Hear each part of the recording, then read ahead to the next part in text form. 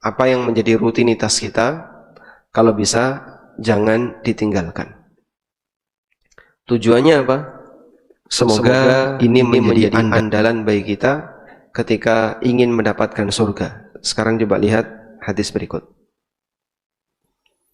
Untuk bisa disebut sebagai ahli sholat atau ahli puasa, seseorang harus rajin melakukannya.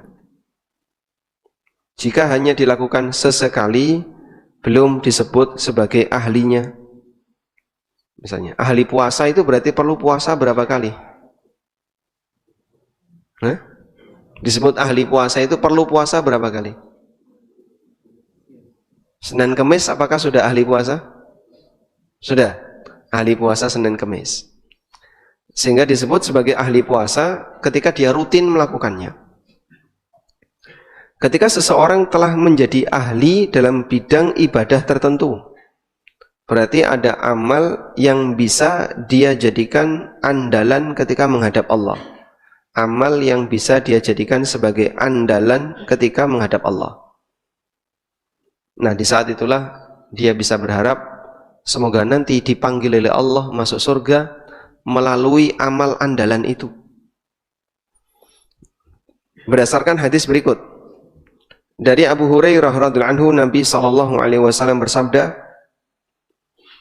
ketika Allah Subhanahu wa taala telah menyelesaikan hisab, faman kana min ahli salati du'iya min babis salah, wa man kana min ahli jihad du'iya min babil jihad, wa man kana min ahli siyam du'iya min babir rayyan, wa man kana min ahli sadaqah du'iya min babis sadaqah.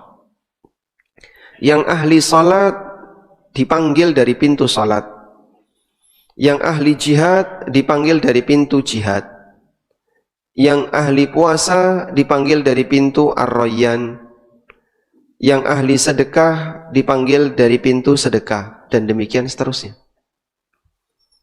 Nah, kita ahli yang mana? Misalnya ya, ada orang ahli sholat tidak, ahli puasa tidak, sedekah ya enggak, jihad apalagi. Bagaimana dia bisa punya keterkaitan dengan Allah? Apa yang bisa dia andalkan ketika menghadap Allah? Ketika semua ibadah-ibadah yang diajarkan dalam syariat tidak ada satupun bagi dia yang menjadi rutinitasnya.